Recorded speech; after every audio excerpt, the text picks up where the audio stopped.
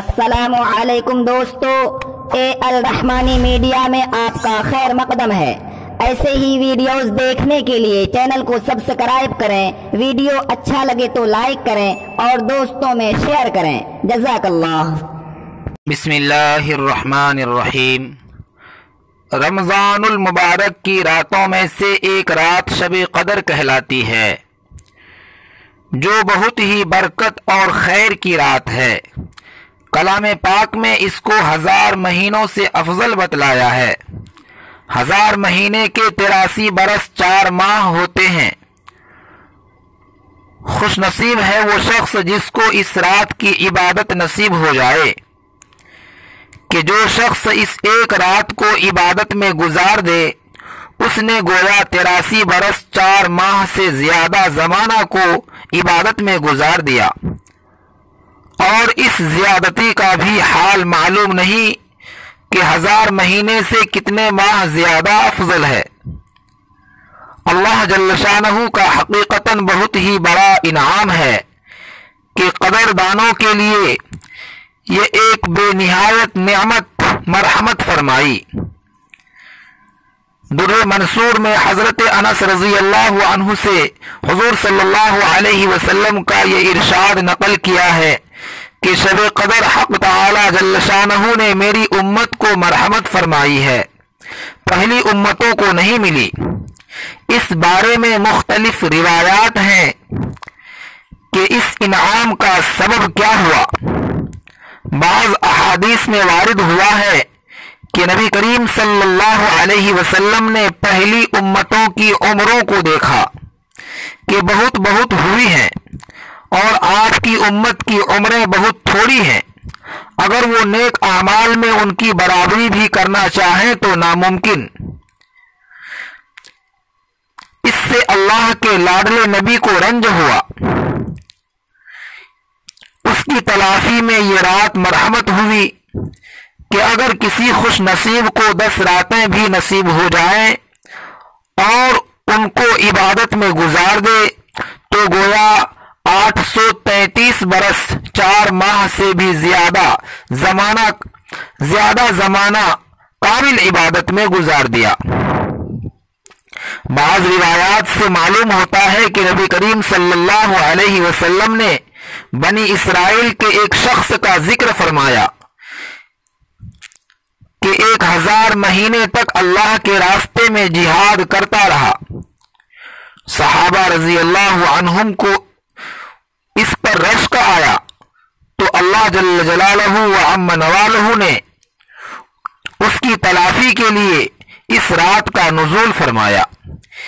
ایک روایت میں ہے کہ نبی کریم صلی اللہ علیہ وسلم نے بنی اسرائیل کے 4 حضرات کا ذکر فرمایا، حضرت ایوب علیہ السلام، حضرت زکریا علیہ السلام، حضرت حزقیل علیہ السلام، حضرت یوشع علیہ السلام، کہ 80 برس تک اللہ کی عبادت میں مشغول رہے اور پل جھپکنے کے برابر بھی اللہ کی نافرمانی نہیں کی۔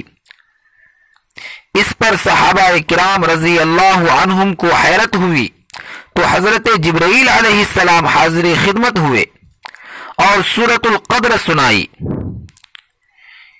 اس کے علاوہ اور بھی روایات ہیں۔ اس قسم کے اختلاف روایات کی اکثر وجہ یہ ہوتی ہے کہ ایک ہی زمانہ میں جب مختلف واقعات کے بعد کوئی آیت نازل ہوتی ہے تو ہر واقعہ کی طرف نسبت ہو سکتی ہے۔ بہرحال سبب نزول جو بھی کچھ ہوا ہو، لیکن امت محمدیہ کے لیے یہ اللہ جل شانہ کا بہت ہی بڑا انعام ہے۔ یہ رات بھی اللہ ہی کا عطیہ ہے، اور اس میں عمل بھی اسی کی توفیق سے میسر ہوتا ہے۔ کس قدر قابل رشک ہیں وہ مشائخ جو فرماتے ہیں کہ بلوغ کے بعد سے مجھ سے شب قدر کی عبادت کبھی فوت نہیں ہوئی۔ البتہ اس رات کی تعین میں علماء امت کے درمیان میں بہت ہی کچھ اختلاف ہے۔ تقریباً 50 کے قریب اقوال ہیں۔ سب کا احاطہ دشوار ہے، البتہ مشہور اقوال کا ذکر عنقریب آنے والا ہے۔ کتب احادیث میں اس رات کی فضیلت مختلف انواع اور متعدد روایات سے وارد ہوئی ہے، جن میں سے بعض کا ذکر آتا ہے، مگر چونکہ اس رات کی فضیلت خود قرآن پاک میں بھی مذکور ہے اور مستقل ایک سورت اس کے بارے میں نازل ہوئی ہے، اس لیے مناسب ہے کہ اول اس سورت شریفہ کی تفسیر لکھ دی جائے۔ ترجمہ حضرت اقدس حکیم الامت حضرت مولانا اشرف علی صاحب تھانوی نور اللہ مرقدہ کی تفسیر بیان القرآن سے ماخوذ ہے اور فوائد دوسری کتب سے۔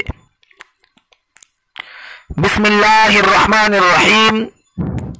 انا انزلناہ فی لیلۃ القدر، بے شک ہم نے قرآن پاک کو شب قدر میں اتارا ہے، یعنی قرآن پاک لوح محفوظ سے آسمان دنیا پر اسی رات میں اترا ہے۔ یہی ایک بات اس رات کی فضیلت کے لیے کافی تھی کہ قرآن جیسی عظمت والی چیز اس میں نازل ہوئی، چاہ جائے کہ اس میں اور بھی بہت سے برکات و فضائل شامل ہو گئے ہوں۔ آگے زیادتی شوق کے لیے ارشاد فرماتے ہیں، وَمَا أَدْرَاكَ مَا لَيْلَةُ الْقَدْرِ، آپ کو کچھ معلوم بھی ہے کہ شب قدر کیسی بڑی چیز ہے، یعنی اس رات کی بڑائی اور فضیلت کا آپ کو علم بھی ہے کہ کتنی خوبیاں اور کس قدر فضائل اس میں ہیں۔ اس کے بعد چند فضائل کا ذکر فرماتے ہیں، لیلۃ القدر خیر من الف شہر، شب قدر 1000 مہینوں سے بہتر ہے، یعنی 1000 مہینہ تک عبادت کرنے کا جس قدر ثواب ہے، اس سے زیادہ شب قدر میں عبادت کرنے کا ثواب ہے، اور اس زیادتی کا علم بھی نہیں کہ کتنی زیادہ ہے۔ تنزل الملائکہ، اس رات میں فرشتے اترتے ہیں۔ علامہ رازی رحمت اللہ علیہ لکھتے ہیں کہ ملائکہ نے جب ابتدا میں تجھے دیکھا تھا تو تجھ سے نفرت ظاہر کی تھی، اور بارگاہ عالی میں عرض کیا تھا کہ ایسی چیز کو آپ پیدا فرماتے ہیں جو دنیا میں فساد کرے اور خون بہاوے۔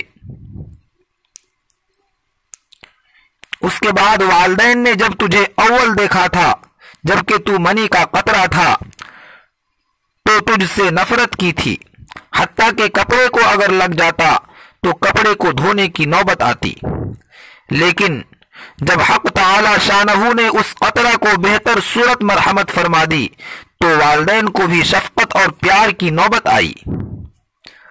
اور آج جبکہ توفیق الہی سے تو شب قدر میں معرفت الہی اور طاعت ربانی میں مشغول ہے، تو ملائکہ بھی اپنے اس فقرہ کی معذرت کرنے کے لیے اترتے ہیں۔ والروح فیہا، اور اس رات میں روح القدس یعنی حضرت جبرائیل علیہ السلام بھی نازل ہوتے ہیں۔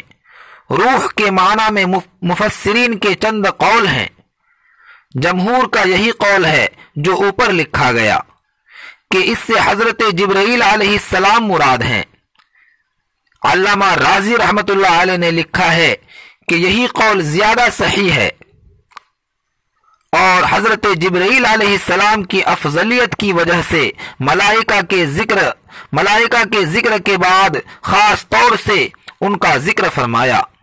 بعض کا قول ہے روح سے مراد ایک بہت بڑا فرشتہ ہے کہ تمام آسمان و زمین اس کے سامنے ایک لقمہ کے بقدر ہے۔ بعضوں کا قول ہے کہ اس سے مراد فرشتوں کی ایک مخصوص جماعت ہے جو اور فرشتوں کو بھی صرف لیلۃ القدر ہی میں نظر آتے ہیں۔ چوتھا قول یہ ہے کہ یہ اللہ کی کوئی مخصوص مخلوق ہے جو کھاتے پیتے ہیں مگر نہ فرشتے ہیں نہ انسان۔ پانچواں یہ کہ حضرت عیسیٰ علیہ السلام مراد ہیں جو امت محمدیہ کے کارنامے دیکھنے کے لیے ملائکہ کے ساتھ اترتے ہیں۔ چھٹا قول یہ ہے کہ یہ اللہ تعالی کی خاص رحمت ہے، یعنی اس رات میں ملائکہ نازل ہوتے ہیں اور ان کے بعد میری رحمت خاص نازل ہوتی ہے۔ ان کے علاوہ اور بھی چند اقوال ہیں مگر مشہور قول پہلا ہی ہے۔ سنن بیہقی میں حضرت انس رضی اللہ عنہ کے واسطے سے نبی کریم صلی اللہ علیہ وسلم کا ارشاد منقول ہے کہ شب قدر میں حضرت جبرائیل علیہ السلام فرشتوں کے ایک گروہ کے ساتھ اترتے ہیں اور جس شخص کو ذکر وغیرہ میں مشغول دیکھتے ہیں اس کے لیے رحمت کی دعا کرتے ہیں۔ بِإِذْنِ رَبِّهِمْ مِنْ كُلِّ أَمْرٍ، اپنے پروردگار کے حکم سے ہر امر خیر کو لے کر زمین کی طرف اترتے ہیں۔ مظاہر حق میں لکھا ہے کہ اسی رات میں ملائکہ کی پیدائش ہوئی اور اسی رات میں آدم علیہ السلام کا مادہ جمع ہونا شروع ہوا۔ اسی رات میں جنت میں درخت لگائے گئے اور دعا وغیرہ کا قبول ہونا بکثرت روایات میں وارد ہے۔ در منصور کی ایک روایت میں ہے کہ اسی رات میں حضرت عیسیٰ علیہ السلام آسمان پر اٹھائے گئے اور اسی رات میں بنی اسرائیل کی توبہ قبول ہوئی۔ سلام، وہ رات سراپا سلام ہے، یعنی تمام رات ملائکہ کی طرف سے مومنین پر سلام ہوتا رہتا ہے کہ ایک فوج آتی ہے دوسری جاتی ہے، جیسا کہ بعض روایات میں اس کی تصریح ہے، یا یہ مراد ہے کہ یہ رات سراپا سلامتی ہے، شر و فساد وغیرہ سے امن ہے۔ ہی حتی مطلع الفجر، وہ رات انہی برکات کے ساتھ تمام رات طلوع فجر تک رہتی ہے۔ یہ نہیں کہ رات کے کسی خاص حصہ میں یہ برکت ہو اور کسی میں نہ ہو، بلکہ صبح ہونے تک ان برکات کا ظہور رہتا ہے۔ اس سورہ شریفہ کے ذکر کے بعد کہ خود اللہ جل جلالہ کے کلام پاک میں اس رات کی کئی نوع کی فضیلتیں ارشاد فرمائی گئی ہیں۔ احادیث کے ذکر کی ضرورت نہیں رہتی، لیکن احادیث میں بھی اس کی فضیلت بکثرت وارد ہوئی ہے۔